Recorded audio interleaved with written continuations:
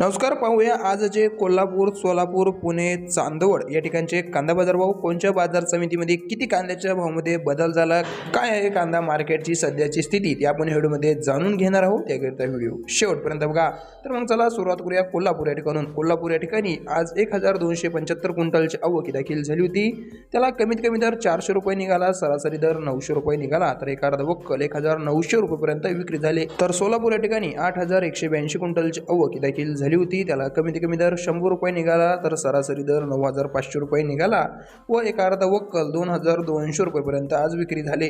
तर पुणे या ठिकाणी 3891 क्विंटलची आवक दाखल झाली होती। त्याला कमीत कमी दर 400 रुपये निघाला, सरासरी दर 1000 रुपये निघाला व एका अर्धा वक्कल 1600 रुपयेपर्यंत विक्री झाले। तर चांदवड या ठिकाणी आज 5100 क्विंटलची आवक दाखल झाली होती। त्याला कमीत कमी दर 400 रुपये निघाला, सरासरी दर 1090 रुपये निघाला, तर एका अर्धा वक्कल 1400 रुपयेपर्यंत विक्री झाले। तर चंद्रपूर गंजूड या ठिकाणी 270 क्विंटलची आवक दाखल झाली होती। त्याला कमीत कमी दर 1800 रुपये निघाला, सरासरी दर 2000 रुपये निघाला व एका अर्धा वक्कल 2500 रुपयेपर्यंत आज विक्री झाले। धन्यवाद।